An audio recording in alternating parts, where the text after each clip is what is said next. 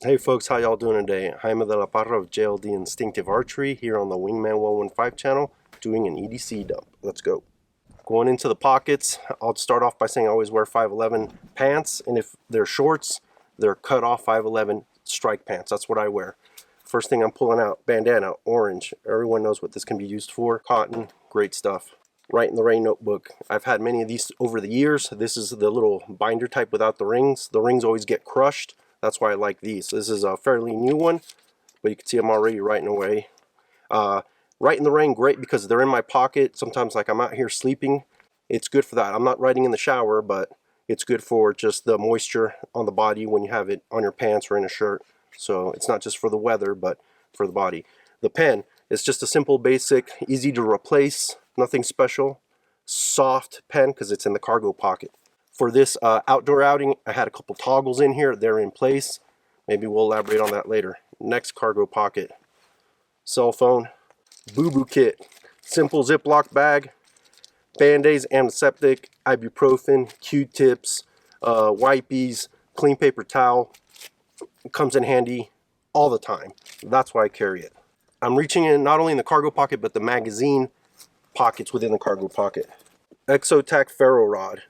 Everyone, I think you guys know this. If you don't, it's a great product. Exotech's got tinder in here. We can unscrew the ferro rod and replace it once it's worn out.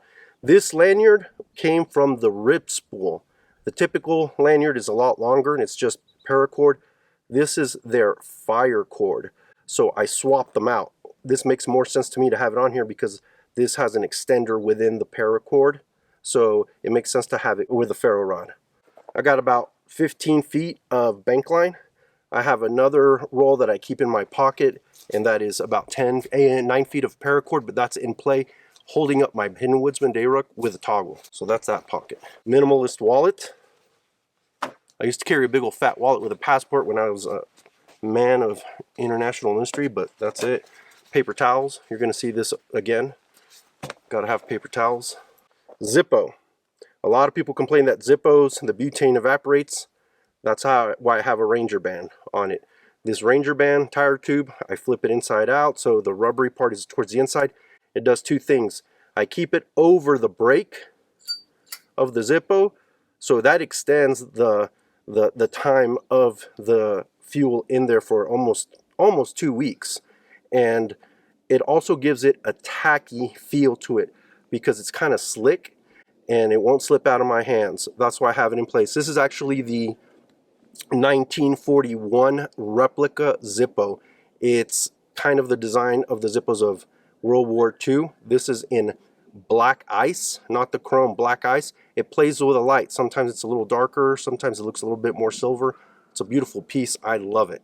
Next little pocket, just a simple Olight flashlight. This is the i3T EOS, AAA batteries. Some people don't like them because of the AAA batteries. They say they don't last long. Better go with the charger. This is done just fine. It's not just so much for in the dark stuff. I used this extensively when I was running an armory and we were doing inspection on weapons, and to cast a shadow on the serial numbers of over almost 200 weapons, so it's easier to read. So great tool, carrying a small pocket flashlight, not just for the dark. I wear contacts being out here in the bush. Eye drops, some cash just in case. Keychain. One of my most primary carried cutting tools, EDC tools, Swiss Army knife Rambler. Not so much the classic, the Rambler, partly being because it has this specific tool. Bottle opener, Phillips screwdriver tip. Even though I have this bottle opener that gets used most of the time, it does have that one. Also on this keychain, I don't have a lot, just a couple of keys, but I got some safety pins, small and a little larger one. All kinds of reasons. I just use it to pop some blisters. There's that. Next cutting tool. This is the Buck Vantage Select, a discontinued item. I love this knife. Inexpensive, affordable. It does the job. Made in the USA. It used to be like 30 some odd dollars. I don't know why they stopped discontinuing it. I know there's another model that is approved or used or endorsed by the Boy Scouts, but I like this one. I scour eBay to buy used and abused ones, and I refurbish them. I take them apart, clean them up, put a good edge on them. Love this knife. Well, one more pocket here in the shirt pocket. More shop towels. Love shop towels. Wipe off the sweat off the wrist. Simple G-Shock. I had this model. This is probably my second one. The first one I've had for over almost 20 years. Great watch. Use it. I don't like the nicer ones. Wingman rocks a beautiful G-Shock, but mine get torn up in my line of work. I do have a little Coghlan's compass on there. I know that Sunto makes a much better compass, but they get scratched up, they get busted up, in what I do. So a simple Coghlan one, easy to replace again, but you know what? It hits north hard every time. I'm always checking calibration, never fails. I haven't had to replace this one in a while, but I like it. So there's that one. Next item up, I'm taking off my leather belt. Leatherman Wave. I like the old generation. First generation, second iteration of the first generation, because the first generation there was a lot of play. Anyways, Leatherman Wave, I love it. I have done a slight mod to the original concept of the very fine screwdriver. I turned it into a punch. It's great for making holes in wood, leather, whatnot. Beautiful leather sheath. To be honest, this one's a new one that I found on eBay. Hadn't been used, almost like brand new. Love it. Leather belt. And I saved the best for last. Normally what you guys just saw, that's every day in the city, in the bush. Doesn't matter. Now I'm kind of getting into the next two pieces for bush mode, or the next three pieces. This knife here, horizontal carry sheath. This came after I received the knife. This is the 73 Forge Dakota. Beautiful piece. Total bushcraft style knife, but you know, we say bushcraft, but it's really an all-around blade. Steve, thank you, brother. This thing is gorgeous. I can't say enough. 73 Forge, you guys check it out. What was my next thing I was going to show you guys?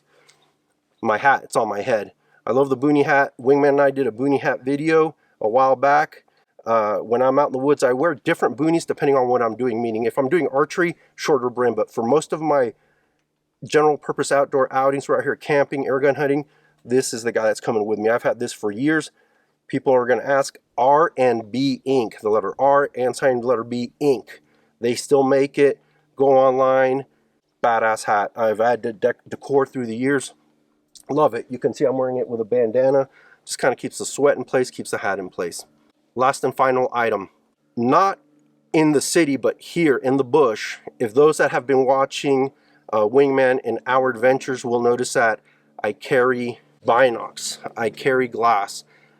Now, I'm not like the cool guys carrying the $1,000 stuff. I have these very inexpensive Bushnell's Permafocus, automatically focus. I've had them for a very long time, 8x32. Whether you're a hunter or you're a bird watcher or you're just out here having a good time, it pays to have some optics. And it's something that I don't think really gets talked about in the general outdoor woodscraft, bushcraft community. But man, you're out scoping things out, reconning. You just want to see, like, what is that? Just get yourself a simple pair of optics. You don't have to put a lot of money down. Now, again, like the cool guys, you notice I don't have the chest rig. I personally don't think it's necessary. You saw how I had it slung over my shoulder. So if you're getting into the outdoors, doesn't take much. Just drop a couple $100, get yourself some good optics.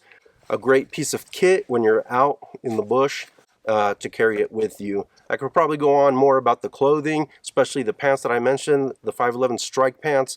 I wear them all the time out in the bush because of the pocket configuration. I wear it out when I'm working, doing contract work, because they're great for that. And in the civilian world here in Southern California, I cut my old ones and make them into shorts. And guess what? I'm rocking them with my flip-flops, and I can pack all that EDC that you just saw. So thank you for your time and attention. Take care, folks. See you on the next video.